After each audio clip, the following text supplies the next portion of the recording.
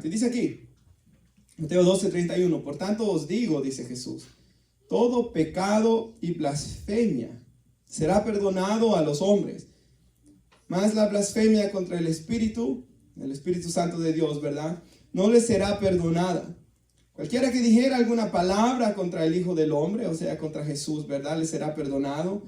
Pero el que hable contra el Espíritu Santo no le será perdonado ni en este siglo ni en el venidero. Puede sentarse, hermano.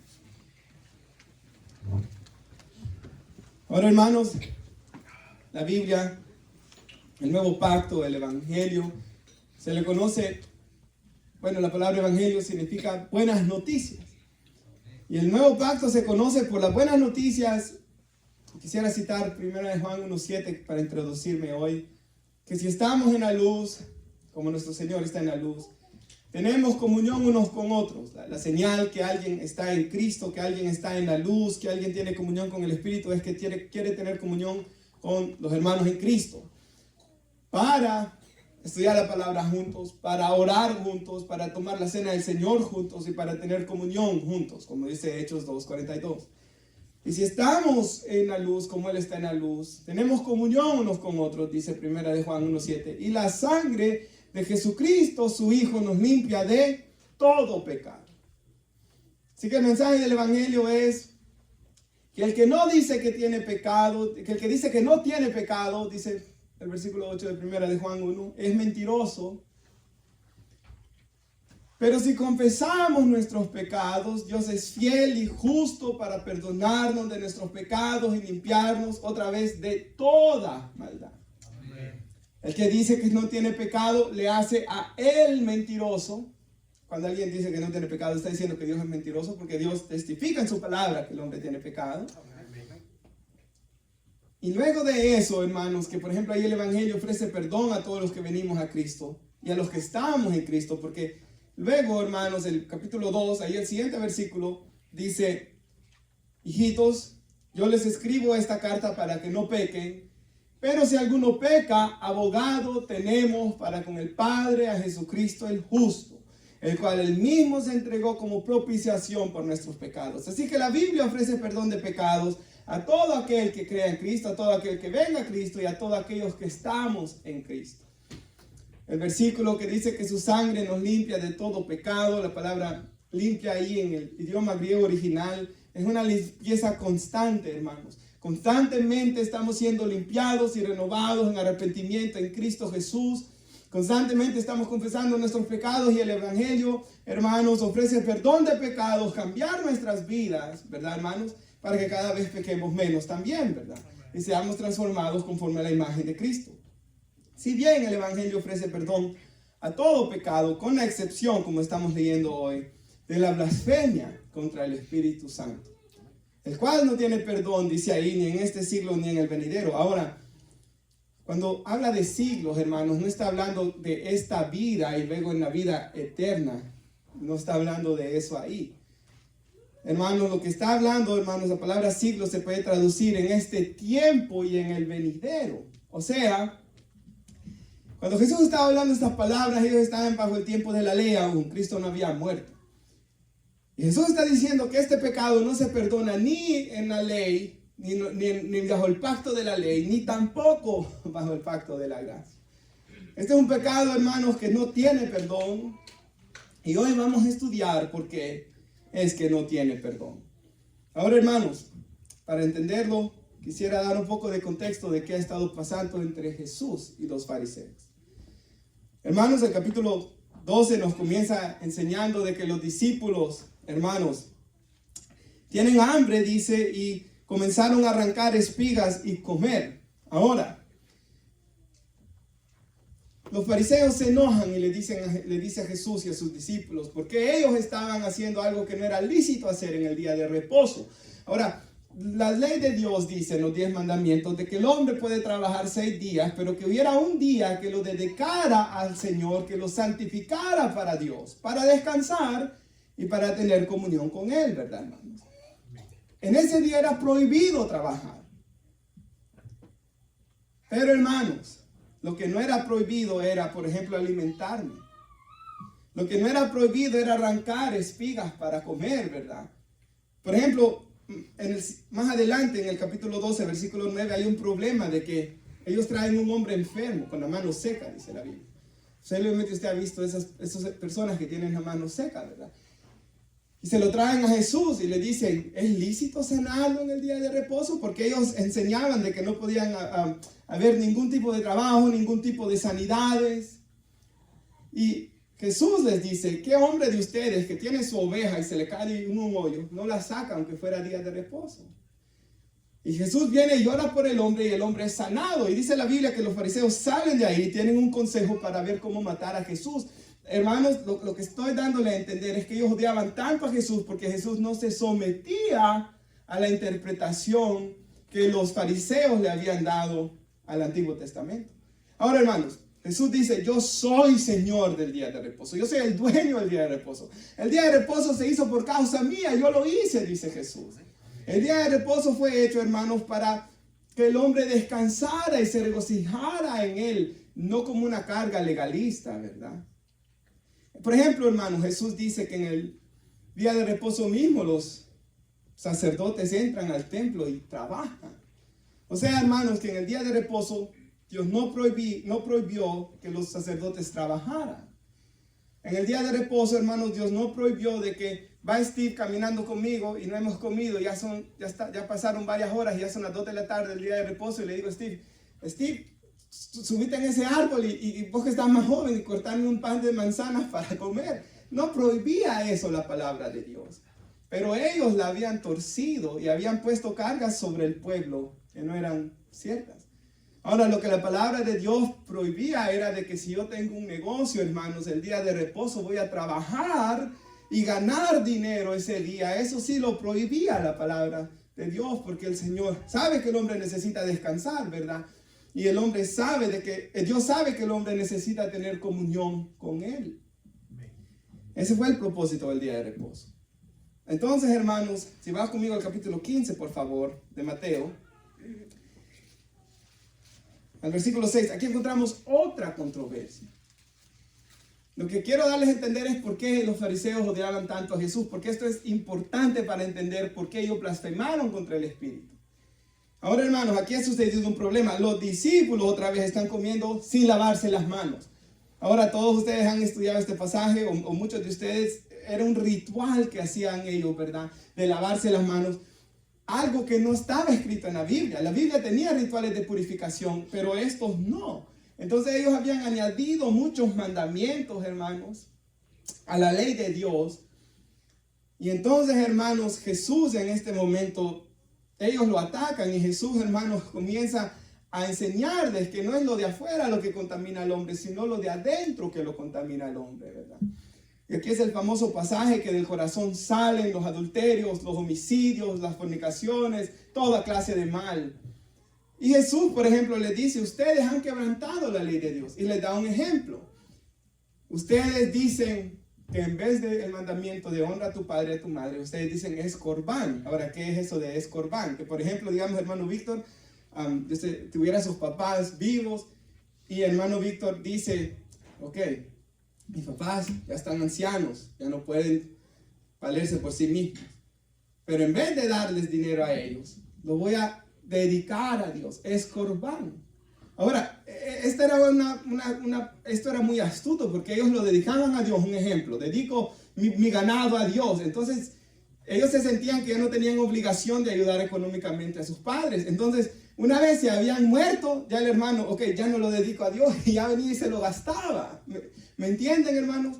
Esto es lo que estaba pasando. Entonces, si usted va conmigo a Mateo 15, versículo 6, dice Jesús, ya no ha de honrar a su padre o su madre. Así habéis invalidado el mandamiento de Dios por vuestra tradición. Ese es el punto que quiero llegar. Ellos habían dejado a un lado los mandamientos de Dios por seguir sus tradiciones. El hombre, hermanos, caído es astuto para hacer esto. Por ejemplo, hermanos, cuando la iglesia, la reforma protestante en 1517 ocurrió, una de las doctrinas, hermanos, fundamentales de los reformadores era, en latín, como hablaban en ese tiempo, sola escritura, que significa solo la escritura es mi regla hermanos, es lo que me dice de todo lo que debo de creer en cuanto a Dios, en cuanto a mi fe y a mi conducta. Esta es mi regla. No lo que diga el Papa, ¿verdad? O la tradición de la Iglesia Católica, o lo que me venga a decir Elena White, que comenzó los Adventistas del Séptimo Día, o Charles Russell, que comenzó los Testigos de Jehová, o el presbítero tal, el supervisor tal, el reverendo tal, el presidente tal, no, o el pastor tal, sino que es la palabra de Dios lo que me dice qué debo de creer y todo lo que debo de practicar en cuanto a mi fe y a mi conducta. Entonces, hermanos, mira el versículo 7, dice ahí, hipócritas, Jesús les dice ahí, ¿verdad? Versículo 7, bien profetizó de ustedes Isaías cuando dijo, y esto es terrible, hermanos, este pueblo de labios me honra, los fariseos, vean, mas su corazón está lejos de mí, pues en vano me honran enseñando como doctrinas mandamientos de hombres. Hermanos, entre más lejos estamos de la palabra de Dios, más lejos está nuestro corazón de Él, ¿verdad? Porque si me aman, guardan mis mandamientos, dijo Jesús. Entonces, entre menos contacto tenemos con Dios y su palabra, entre menos contacto tenemos con la oración, más lejos estamos de Él. Y estos fariseos, hermanos, de labios lo honraban, pero ellos estaban siguiendo más las tradiciones de los ancianos. Y si usted algún día quiere hacer un estudio de cómo comenzaron los fariseos, de los comentarios del Talmud y todas estas cosas que ellos se habían creado, hermanos, y de un montón de mandamientos extra que ellos le habían añadido a la ley de Dios. Ellos iban tras su tradición y se habían desviado de la ley de Dios. Se recuerda, hermanos, cuando estudiamos el Sermón del Monte, que Jesús dijo, ustedes han escuchado, ¿verdad? Amarás a tu prójimo o odiarás a tu enemigo, o ojo por ojo y diente por diente. No cometerás adulterio, no matarás. Todas estas enseñanzas, lo que Jesús viene a hacer es enseñar el verdadero significado de la ley, porque ellos se habían desviado de la palabra de Dios. De tal manera que estaban enseñando y predicando algo que ya no era. ¿Por qué digo esto? Si va de regreso al capítulo 12 conmigo, versículo 22. Estos hombres llegaron a odiar a Jesús, porque lo vino a desenmascarar, ¿verdad? Porque vino a enseñar que su religión era falsa. Porque el hombre, hermanos, especialmente un líder religioso, ¿verdad? Cuando ya ha caído en la corrupción, como estos hombres habían... Por ejemplo, la Biblia dice que ellos devoraban las casas de las viudas, ¿verdad? Si usted va a ver el capítulo 23, Jesús les dice que eran sepulcros blanqueados. Entonces, o generación de víboras, ¿verdad? Entonces el Señor Jesús era bien directo, hermanos, con su predicación, ¿verdad? Como debe ser la iglesia del Señor, que es llamada a ser como Él también. Pero, hermanos, ellos habían llegado a desviarse tanto. Ahora, la Biblia dice también, por ejemplo, que se admiraban de Jesús y de su enseñanza, porque Él enseñaba como que tiene autoridad y no como los escribas. Aparte, hermanos, la gente se admiraba escuchando a Jesús, así que habían muchas razones por las cuales ellos lo odiaban. Dice el versículo 22, ¿lo tenemos? Vamos a leer el 22 al 23. Entonces fue traído a él un endemoniado. Este hombre estaba ciego, estaba mudo también, y Jesús le sanó, de tal manera que el ciego y mudo veía y hablaba, y toda la gente que estaba atónita decía, ¿será este el hijo de David? Esto es importantísimo para entender la blasfemia. Ahora, ¿qué está sucediendo acá? Imaginémonos por un segundo. Viene un hombre a la iglesia, y viene endemoniado, hermanos, y está ciego, dice ahí, y está mudo. No puede ver, no puede hablar. Y está endemoniado. Y oramos por él. Nuestro Señor Jesús, que está en medio de nosotros, porque Él estaría con nosotros todos los días hasta el fin del mundo, Él lo libera, hermanos. Y nosotros quedamos en asombro de ver que aquel ciego mira y que aquel mudo puede hablar. Entonces, hermanos, ellos se admiraban de esto. Cuando dice atónita en el idioma original, hermanos, dice que estaban fuera de sí. Literalmente eso significa esa palabra. Esta gente estaba asombrada de ver lo que Jesús había hecho y dicen, ¿será este el hijo de David? O sea, lo que están diciendo ahí, ¿será este el Mesías prometido a Israel? Ahora, la gente no era tonta, la gente sabía que los fariseos no querían a Jesús, ¿verdad? Y que ellos rechazaban a Jesús. Entonces, cuando ellos dicen, ¿será este? Rápido los fariseos, dice el 24, cuando los fariseos al oírlo decían, este no echa, y ahí esa es la blasfemia, esa es lo que ellos, es la blasfemia contra el Espíritu Santo, hermanos. Y después lo vamos a estudiar más a profundidad. Este no echa fuera a los demonios, sino por Belcebú, que es el príncipe de los demonios. Belcebú era una deidad filistea, hermanos, que la habían asociado con Satanás los judíos, con el príncipe de los demonios. Entonces, ellos cuando escuchan que la gente comienza a decir, este es el Mesías, este es el Salvador, este es aquel que habló la palabra de Dios, este es de aquel que dijo Moisés que iba a venir un profeta, que a él debíamos escuchar, este es aquel hijo de David prometido en las Escrituras. Y entonces ellos, cuando escucharon que el pueblo ya comenzó a creer en Jesús, al ver tal milagro, blasfemaron contra el Espíritu Santo. Y dijeron que él echaba fuera a los demonios por Belcebú. Ahora, hermanos, blasfemar es hablar mal de Dios, ¿verdad? Eso es una blasfemia, hablar una mentira sobre Dios. Y estos hombres, hermanos, como vamos a leer en este pasaje bíblico y en otros que hablan sobre este pecado, el Espíritu Santo, hermanos, les había revelado que Jesús era el Mesías. Este pecado no fue en ignorancia. No fue que esta gente ignorantemente dijo esto, no. Esta gente sabía que lo que estaban diciendo era una mentira. Ellos sabían que lo que estaban diciendo era una blasfemia. Ellos sabían que el milagro había sido hecho por el poder del Espíritu Santo, como vamos a ver. Entonces, hermanos, la blasfemia contra el Espíritu Santo es cuando uno sabe, cuando el Espíritu Santo nos ha iluminado y vemos a Cristo, hermanos, y blasfemamos. Prácticamente aquí lo acusaron de ser satánico a Jesús, lo acusaron de ser usado por Satanás. Y, hermanos, atribuirle a una obra del Espíritu Santo, atribuírsela a Satanás, ¿verdad? Es la blasfemia contra el Espíritu Santo que ellos llevan a cabo aquí. Ahora, hermanos, nos sigue diciendo la palabra, ¿verdad? Por ejemplo, si usted va conmigo, por favor, a Mateo 11, versículo 2. Debemos recordar algo, hermanos, que Jesús vino a cumplir la ley y los profetas, ¿verdad? Jesús, hermanos, vino a todo lo que Jesús hacía, ¿verdad? Testificaba de que él era el Mesías. Por ejemplo, la Biblia dice en Juan 6, Jesús les dice, ustedes me siguen porque los había sanado, porque les había dado pan, pero no por las señales que dicen que yo soy el Mesías. Todo lo que él hacía testificaba de quién él era. Y esto me gusta mucho porque en el versículo 2 dice, por ejemplo, aquí, Mateo 11:2, al oír Juan en la cárcel los hechos de Cristo, le envió 2 de sus discípulos para preguntarle, ¿eres tú aquel que había de venir o esperamos a otro? Ahora, Juan el Bautista está en la cárcel, ¿verdad, hermanos? Y Juan el Bautista ve que el tiempo ha pasado, ve que Jesús ya lleva un buen tiempo que comenzó su ministerio y no está sucediendo lo que él quería que sucediera. Él quería y él pensaba, hermanos, como los demás judíos, que Jesús iba a venir a traer su reino inmediatamente. Pero Jesús no lo trajo inmediatamente en el sentido de reinar sobre Israel de inmediato, sino que él primero venía como el siervo sufriente profetizado en Isaías 53. Entonces, hermanos, pongámonos en los zapatos de Juan. Para nosotros es fácil hablar hoy porque ya sabemos todo, no todo, pero ya sabemos, ¿verdad?, mucho de nuestro Señor, en el sentido de que sabemos mucho de la obra de Cristo. Pero él no sabía, hermanos, todo lo que nosotros sabemos. Entonces él está desanimado y manda a 2 de sus discípulos, ¿de verdad tú eras? Ahora, algo que me gusta de la respuesta de Jesús. Jesús no le dice, pero Juan, tú mismo testificaste de mí. ¿Cómo es que hoy estás dudando?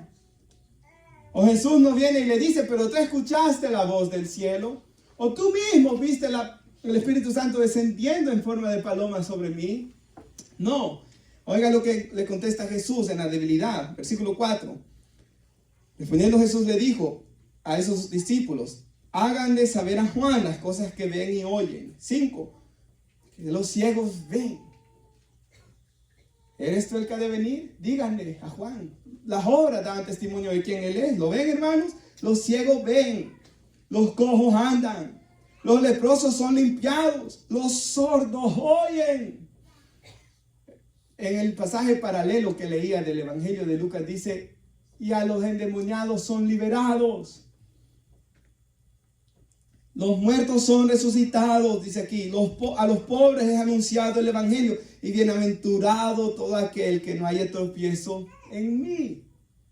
Hermanos, cuando Juan está dudando, ¿de verdad Jesús era el Mesías prometido? ¿De tú eres aquel que había de venir? Jesús le contesta, nuevamente, no con que tú mismo lo dijiste, el Espíritu Santo te puso eso en tu corazón de testificar, recibiste revelación de Dios, escuchaste la voz. No, Él le dice, las obras que yo estoy haciendo testifican de quién yo soy. Y los fariseos no eran ignorantes, hermanos. Esos hombres desde su juventud habían estudiado la palabra de Dios. Así que esos hombres sabían que Jesús era el Cristo y que Jesús echara fuera demonios y sanara, demostraba que Él tenía poder sobre los demonios, poder sobre las enfermedades. Pero ellos aún así decidieron blasfemar y decir que Jesús hacía eso por el poder de Satanás. Y ese pecado, hermanos, no les fue perdonado. Versículo 25 de Mateo 12, 25. Si regresamos a nuestro pasaje, sabiendo Jesús los pensamientos de ellos, les dijo, Jesús sabía lo que había en sus corazones. Por eso es que les dijo de que ese pecado que estos hombres hicieron en ese momento, nunca se les iba a perdonar. Esos hombres vivieron condenados para el infierno, hermanos, y murieron, y hoy están en la condenación eterna. Dice ahí Jesús, y Jesús comienza a explicarse, ¿verdad? O sea, a hacerlos entrar en razón. Y esto quedó escrito para nosotros, ¿verdad? Que todo reino dividido contra sí mismo es asolado. Toda ciudad o casa dividida contra sí misma no permanecerá. Y si Satanás echa fuera a Satanás, contra sí mismo está dividido. ¿Cómo pues permanecerá su reino? Satanás no se va a destruir él mismo, ¿verdad? Los reinos divididos se destruyen. Una casa dividida se va a destruir también. Y Satanás no va a atacarse a sí mismo. O sea, lo que ellos estaban diciendo no tenía ningún sentido, porque ellos mismos sabían, hermanos, que no era cierto lo que ellos estaban diciendo, ¿verdad? Y, por ejemplo, hermanos, Satanás no es tan tonto como para destruir sus propias obras, ¿verdad? Y algo que yo pensaba es, lo que dice primera de Juan 3:8, que el que practica el pecado es ¿de quién? Del diablo, pero para esto apareció el Hijo de Dios, para destruir las obras del diablo. O sea, Jesús vino, hermanos, a destruir las obras de Satanás. Y el Espíritu Santo les estaba testificando, porque ustedes se recuerdan lo que les dijo Esteban a los fariseos cuando lo apedrearon. A Esteban, hermanos, se le llevó a defenderse por lo que él predicaba. Y lo acusaron de que él predicaba lo mismo que Jesús, contra las costumbres, contra el templo. Y entonces Esteban les comienza a recordar cómo Israel siempre fue rebelde y le dice, incircuncisos de corazón, duros de cerviz, ustedes siempre resisten al Espíritu Santo. ¿Quién una y otra vez fue a tocar esos corazones endurecidos? El Espíritu Santo, hermanos. Y ellos lo resistieron. Y aquí llegaron tan lejos como blasfemarlos este grupo de personas. Y se condenaron eternamente, hermanos. Dice, hermanos, ahí Jesús da lo primero que es muy obvio, ¿verdad? De que, hermanos, Satanás no se va a poner a pelear contra él. Ahora, la Biblia dice que Satanás es tinieblas, ¿verdad? Que no hay ninguna luz ni ninguna verdad en él. En él solo hay tinieblas. Y los demonios todos son malvados y son completamente malos. No hay ninguna gracia ni bondad en ellos. Por tanto, ellos están unidos en destruir a los hombres. Quisiera que pongan un versículo.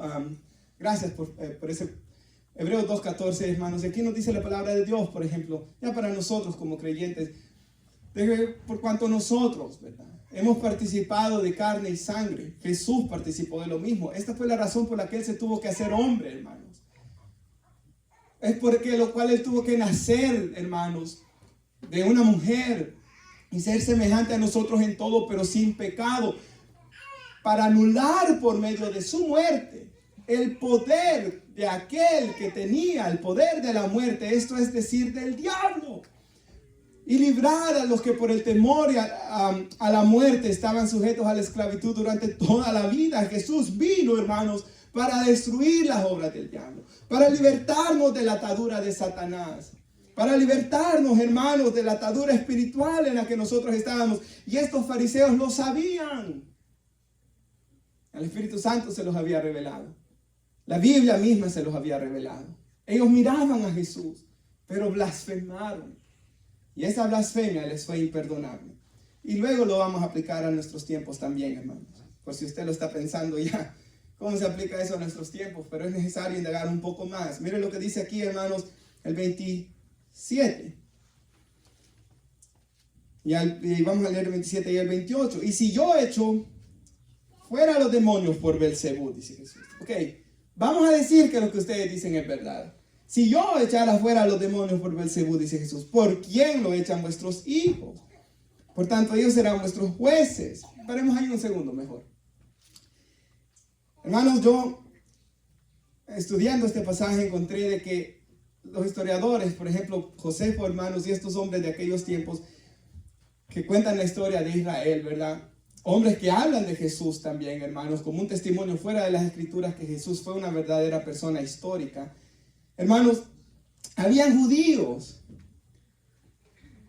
Por ejemplo, usted ha leído en los Hechos aquellos judíos deambulantes que dicen que eran exorcistas y trataron de echar demonios fuera de aquel hombre que lo golpeó, los hirió y los tiró desnudos a esos hombres que no le pudieron sacar el demonio a aquel hombre. Entonces habían judíos que practicaban esto. Y en ocasiones sacaban fuera demonios, Dios los usaba. A muchos de ellos Dios los usaba. Y los fariseos, hermanos, de aquellos tiempos le atribuían a Dios la liberación. Entonces Jesús les dice, si ustedes creen en estos, que los llaman sus hijos, en estos judíos que andan echando fuera demonios, ustedes le creen a ellos, pero ¿por qué no me quieren creer a mí entonces? Miren lo que dice el 28. Pero si yo por el Espíritu de Dios echo fuera a los demonios, ciertamente ha llegado a ustedes el reino de Dios. Jesús, hermanos, echaba fuera a los demonios por el poder del Espíritu Santo. Y hermanos, aquí queda claro, ¿verdad? Jesús les da dos razones. Ok, Satanás no va a dividirse contra sí mismo. 1, 2. Tengo que hacerlo por el poder de Dios, porque hasta ustedes mismos creen en muchos de sus hijos cuando echan fuera demonios, dijo Jesús, ¿verdad? Entonces, hermanos, no era que los judíos no creían de que los demonios se podían expulsar. No eran que ellos no creían que Dios pudiera usar a alguien, hermanos, si están conmigo ahorita. Sino que, hermanos, el punto era que ellos simplemente odiaban a Jesús y no querían creer en Jesús. Ese es el punto que estaba sucediendo aquí. 29 nos da un poco más de luz. Y algo, hermanos, que me pone a pensar es, en vez de ellos estar alegres, de que este ciego puede ver, que este hombre puede hablar, que este hombre endemoniado es libre, en vez de alegrarse, que hubiera hecho alguien ahí cristiano, o alguien que amaba a Dios, o en vez de creer en Cristo, ellos vinieron y se endurecieron más en su pecado. Hay gente, hermanos, que no importa qué vea, cuánto se haga, se pueden hacer muchos actos de amor, muchas ayudas, muchas oraciones, muchos milagros, pueden ver tantas cosas, pueden escuchar, pueden llorar en una prédica, hermanos. Puede el Espíritu Santo quebrantarlos y aún así se van a arrepentir. Miren lo que dice aquí el 29. Porque ¿cómo puede? Dice Jesús. Aquí da otra explicación más Cristo, ¿verdad? De por qué Él hacía esos milagros en el poder del Espíritu Santo. Porque ¿cómo puede alguno entrar en la casa del hombre fuerte y saquear sus bienes si primero no le ata? Entonces podrá saquear su casa. Hermanos, lo que Jesús está diciendo acá, ¿verdad? En otra ilustración es que para sacar fuera un demonio, ¿verdad? Jesús tenía que entrar primero y atar este demonio. Quitarle el poder a ese demonio y sacarlo contra su voluntad. Si va ahí conmigo, por favor, en Mateo 12, vaya conmigo, por favor, al versículo 43. El famoso pasaje de cuando un espíritu inmundo sale y vuelve a entrar con 7 peores. Muchos de ustedes lo han leído posiblemente. Dice acá, lo tenemos, hermanos, cuando el espíritu inmundo sale del hombre, anda por lugares secos buscando reposo y no lo halla. O sea, los demonios nunca quieren salir de los cuerpos que han poseído. ¿Se acuerdan, hermanos, aquel hombre que dice la Biblia que dormía en los sepulcros, en los cementerios? Que cuando Jesús lo vio, ese hombre de lo interior, los demonios que tenían, se pusieron como nombre legión, porque somos muchos. Y las legiones en aquellos tiempos, hermanos, eran de 6,000, de 2,000 a 6,000. Entonces vemos cómo legiones, o sea, una legión puede apoderarse de una persona, ¿verdad? Entonces, y ellos no quieren salir.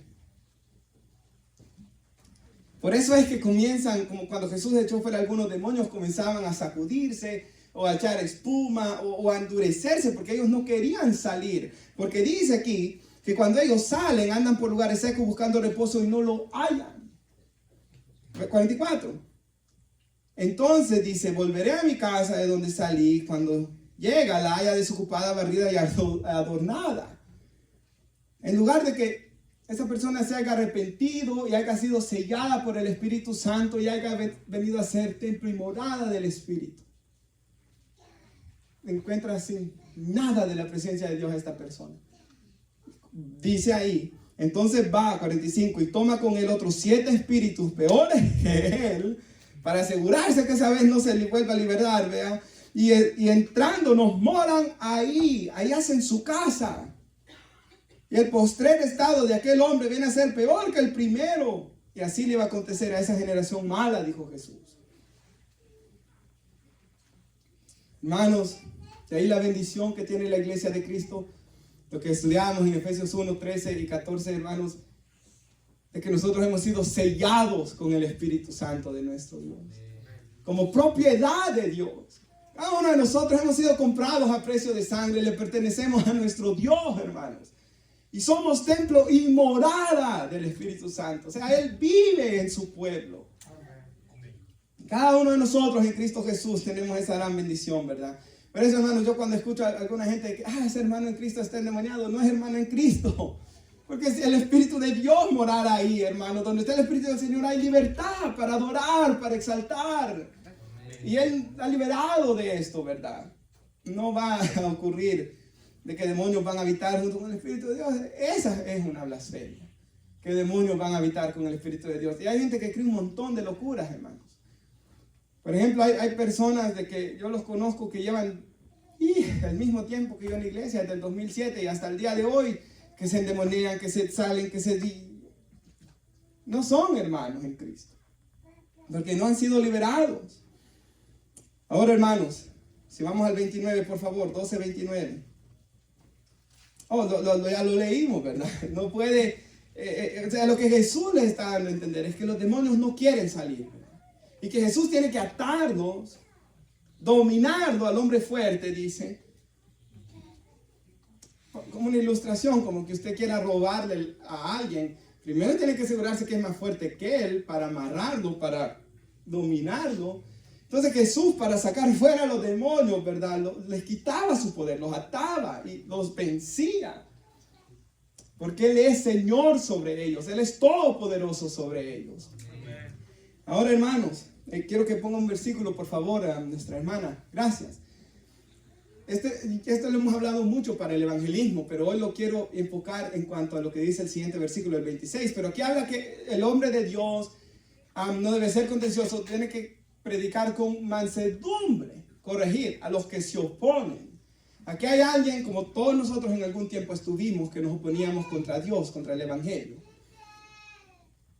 Cuando usted evangelice, tiene que hacerlo con mansedumbre, por si quizás, porque no sabemos si se van a salvar. Yo no soy Dios para saberlo, hermanos. Yo puedo maljuzgar. ¿Se acuerda de Ananías? Señor, ¿será que de verdad quieres que vaya a orar por Pablo? Yo puedo verlo de afuera. Ahora los frutos y lo que hay en su corazón muestra, lo que habla muestra lo que hay en su corazón, dice Jesús. Sí, pero yo no sé quién Dios va a salvar, es lo que estoy tratando de decir. Entonces, por si quizás Dios les conceda que se arrepienten para conocer la verdad. Y el siguiente versículo, y escapen del lazo del diablo en el que están cautivos a la voluntad de Él. Todos nosotros estábamos antes bajo el lazo del diablo, hermanos. Quiero hacer esta aclaración. No todos estábamos poseídos por demonios, ¿verdad? Que yo sepa, nadie aquí lo estaba. Pero como no los conocía algunos antes, ¿verdad? No, hermanos, que yo sepa, nadie aquí estaba poseído por demonios. Por ejemplo, la Biblia habla de aquel niño que era poseído por un demonio y cuando miraba fuego lo trataba de meter ahí. O sea, se apoderaban completamente de la persona para que hiciera cosas, ¿verdad?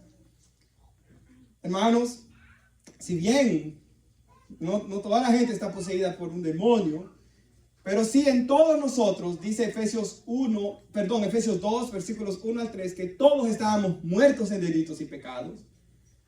Todos andábamos conforme a la voluntad del príncipe del aire, que es Satanás. Ahí dice que nosotros estábamos cautivos bajo su voluntad. Y eso es lo que hace que sea tan difícil que alguien venga a Cristo. ¿Por qué? Porque está atado por el diablo. Y tiene que venir Jesús y romper esa atadura, hermanos. Tiene que venir Jesús y romper ese lazo del diablo. Tiene que venir Jesús, hermanos. Solamente Él puede. Y libertar. Y nos ha libertado a nosotros, ¿verdad? Ahora, hermanos, estas cosas daban testimonio que Jesús era el Mesías y que lo que Él hacía era bajo el poder del Espíritu Santo. Pero ellos aún decidieron blasfemar. Vaya conmigo, por favor, al versículo 30 ahí de Mateo 12. El que no es conmigo es contra mí, y el que conmigo no recoge desparrama. O para los jóvenes, scatters, es eso, ¿verdad? O sea, prácticamente Jesús está diciendo, o eres conmigo o eres contra mí. Y si Dios es por nosotros, ¿quién contra nosotros, hermanos? El que no se reservó ni su propio Hijo, ¿cómo no nos dará todas las cosas? O estamos con Cristo o estamos en contra de Cristo, pero no hay verdad.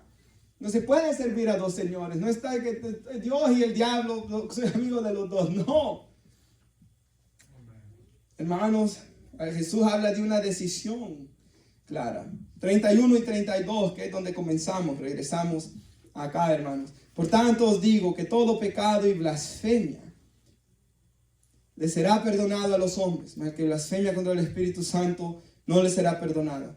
A cualquiera que diga alguna palabra contra el Hijo del Hombre, imagínense, hermanos, hasta dónde llega la misericordia de Dios, le será perdonado, pero el que hable contra el Espíritu Santo no le será perdonado ni en este tiempo ni en el venidero. No hay perdón, ni bajo la gracia.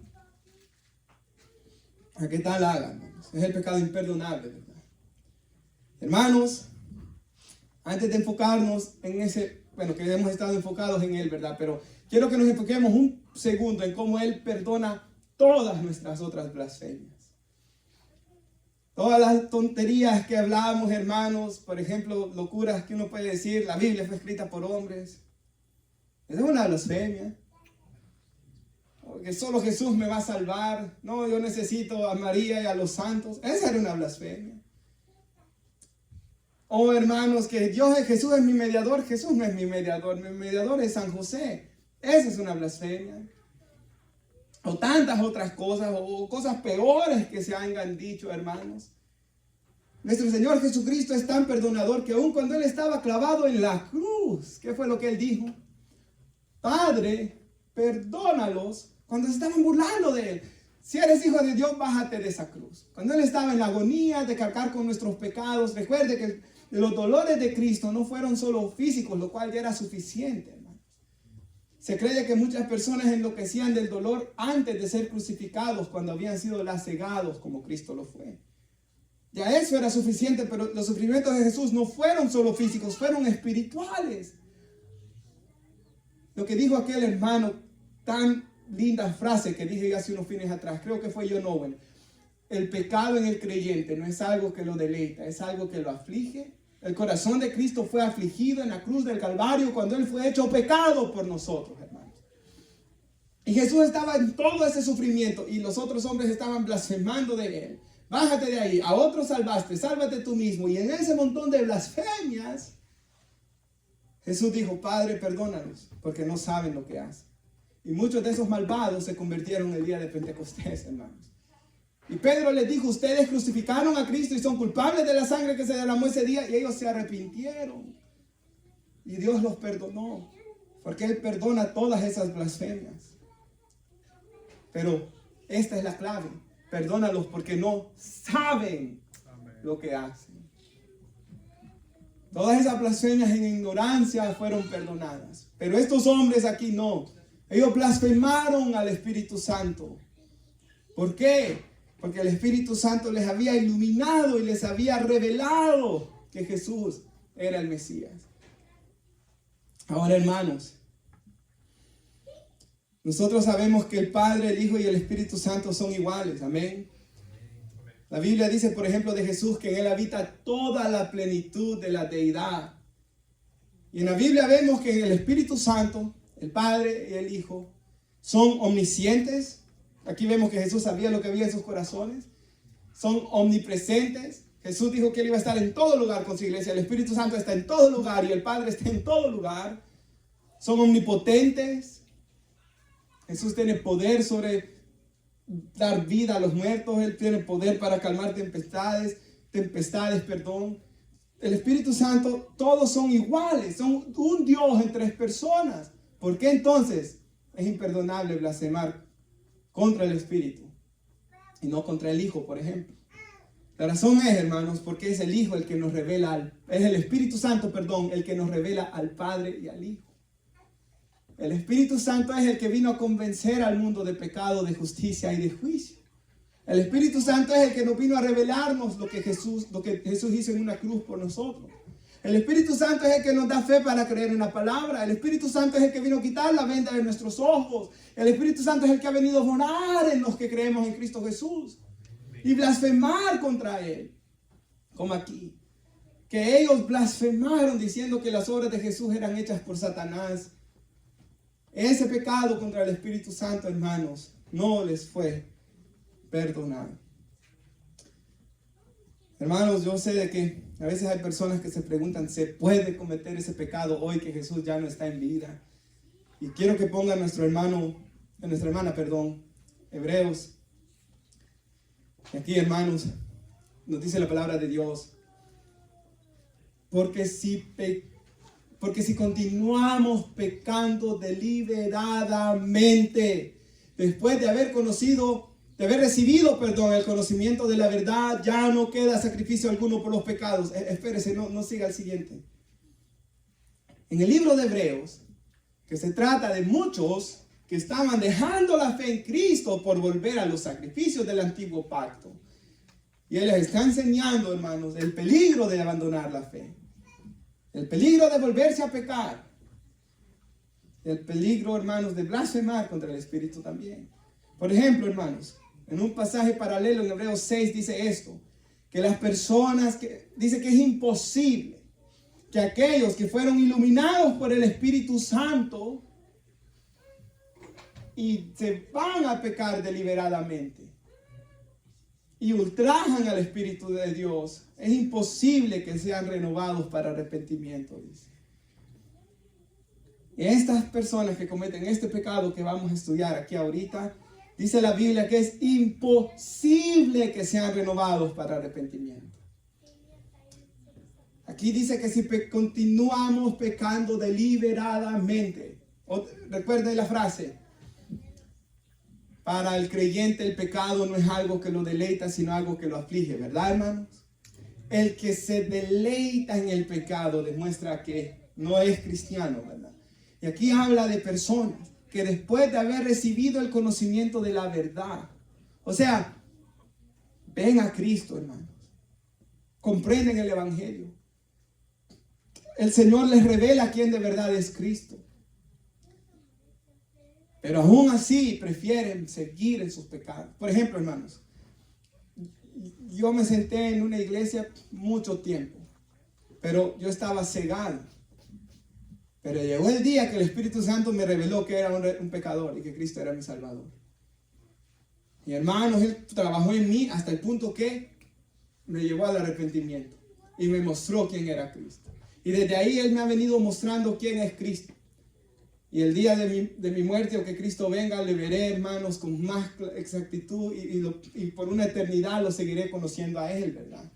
Pero, hermanos, aquí habla de personas que recibieron ese conocimiento de la verdad. El Espíritu Santo se los dio, igual que estos fariseos, pero deciden pecar voluntariamente. Mira el siguiente versículo. Para esos lo único que les espera ya no es más sacrificio por sus pecados. ¿Por qué?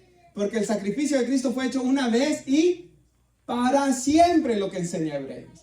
Hermanos, ya no vuelvan a hacer un montón de sacrificios. Ya Cristo lo hizo una vez para siempre. Dice que lo que queda es una horrenda expectación para esa persona de juicio y de furia de un fuego que ha de consumir a los adversarios. Para esa persona que blasfeme contra el Espíritu Santo, esto es lo único que le espera. Mira el siguiente versículo. Cualquiera de aquellos que violaban la ley de Moisés debían de morir sin misericordia, por el testimonio de 2 o 3 testigos. Por ejemplo, venía un asesino, digamos que fuéramos Israel, hermanos. Recuerden que estas eran leyes para Israel, ¿verdad? Por ejemplo, ustedes vienen y, mire pastor, aquí hay un asesino, apedreémoslo. No nos podemos, ¿verdad? Porque era para Israel. Estamos en Estados Unidos.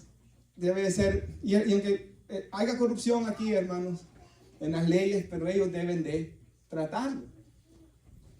Hermanos, en Israel estaba la ley perfecta de Dios.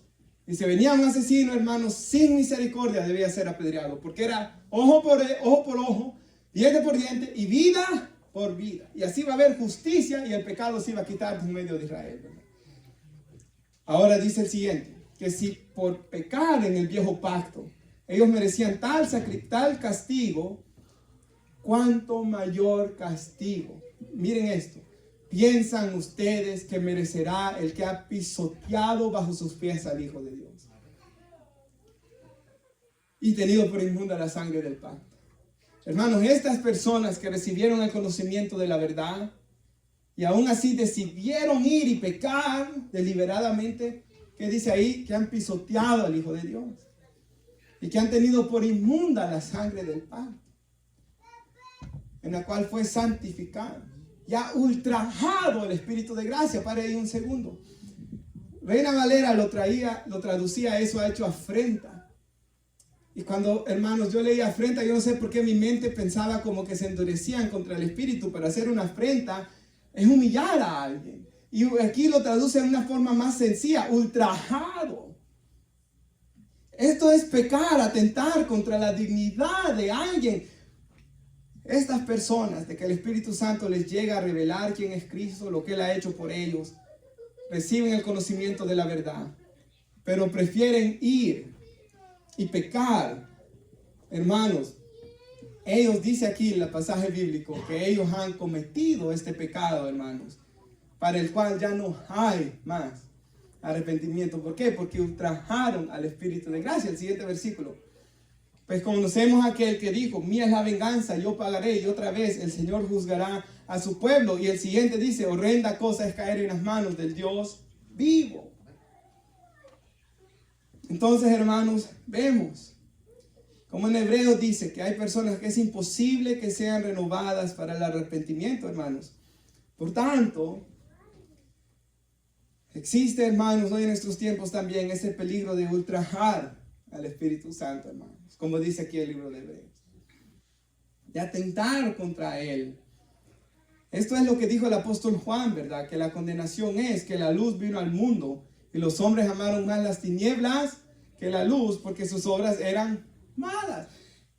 Todo el que hace lo malo aborrece la luz. Entonces hay personas, hermanos, de que aunque se les revele la verdad, se les revele quién es Cristo, van a venir y van a blasfemar por encima de eso.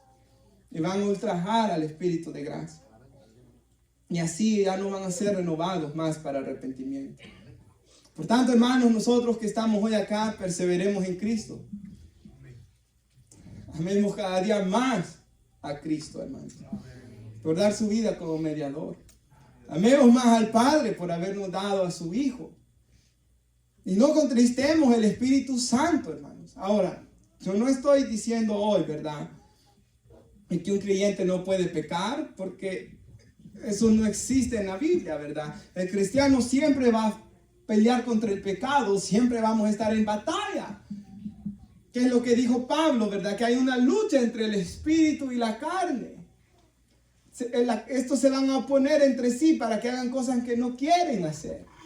Entonces el cristiano va a estar en batalla, va a fallar, va a pecar, pero aquellos que llegan igual que los fariseos a tener tal odio por Jesús, tal aborrecimiento por Él, y blasfemar, Escuchaba una prédica en cierta ocasión de los peligros esta predicación se trataba de cuando Dios cambia a una persona, ¿verdad? Cuando nosotros vemos, por ejemplo, el esposo puede ver que la esposa comienza a cambiar, o que los papás, que el hijo comienza a cambiar, o ¿verdad? Que uno ve que alguien está cambiando y blasfemar diciendo de que no es Dios, sino que es Satanás quien está cambiando a esa persona. Este hermano que predicaba en esa ocasión decía, eso es blasfemar contra el Espíritu. Fue el hermano Miguel Núñez. Y me quedé asombrado, hermanos, escuchando esa prédica de él hace un tiempo atrás. Porque, hermanos, nunca debemos atribuirle a algo que el Espíritu Santo está haciendo, diciendo como que Satanás lo está haciendo. No, porque ese es el pecado, hermanos, imperdonable. Ahora, hermanos, nosotros no debemos pecar deliberadamente tampoco. Hermanos, que nadie acá se sienta cómodo en el pecado. Antes bien debe ser una carga que lo aflige, ¿verdad? Y que lo lleva hacia el arrepentimiento, hermanos. Ahora, antes de concluir, hermanos, a veces la persona se aflige. Hay mucha gente que tiene miedo, que piensa que ha cometido la blasfemia contra el Espíritu Santo en el pasado. Pero, hermanos, si vemos los frutos que la Escritura dice que una persona salva ha de dar, sabemos que el Espíritu Santo está morando en nosotros. ¿Tiene usted un deseo de santidad en su vida? ¿Tiene usted un deseo de conocer a Dios? ¿Tiene usted un deseo de tener más de la presencia de Dios? ¿Tiene usted tiene dolor por el pecado, arrepentimiento por el pecado? ¿Está usted dejando su pecado cada vez más? Todas estas cosas solo el Espíritu de Dios las puede producir. Por tanto, si usted ve la obra de Dios en sus vidas, no ha cometido la blasfemia contra el Espíritu Santo.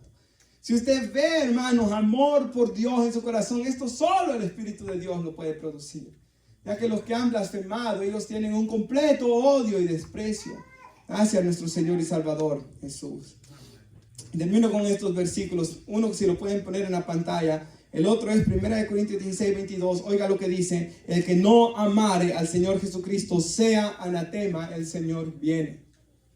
El que no amare al Señor Jesucristo, 1 Corintios 16, 22. El que no amare al Señor Jesucristo sea anatema. O sea, está bajo maldición el que no amare al Señor Jesucristo. ¿Verdad? El Señor viene. Y acá dice Pablo esto.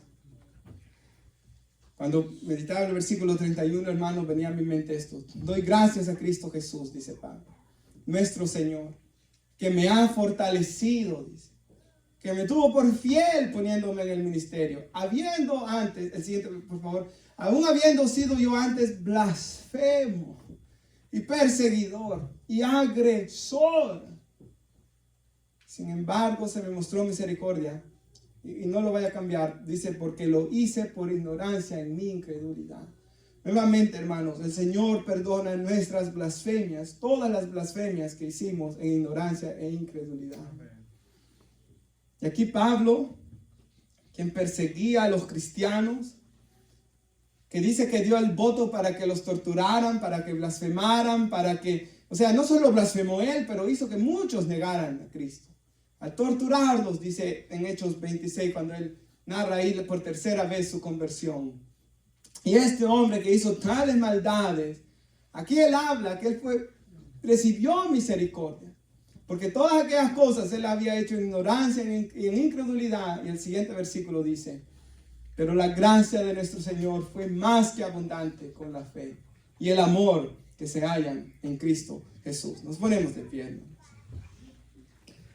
En nuestro estudio sobre el pecado, ¿verdad, hermanos? Podemos ver cómo está este pecado que es imperdonable, que es la blasfemia contra el Espíritu Santo, ¿verdad? Que lo cometen aquellos hermanos que tienen su corazón lleno de odio hacia nuestro Señor y Salvador Jesús. Y aunque reciban el conocimiento de la verdad, aunque reciban la iluminación del Espíritu Santo, tal como estos fariseos lo hicieron ahí, aún así ellos se van a negar en creer y endurecerán sus corazones. Padre, le damos gracias, Señor, por este privilegio que hemos tenido de, Señor, escuchar su palabra y de venir en palabras de oración, Señor, ante ti. Habiendo escuchado, Señor, de ese pecado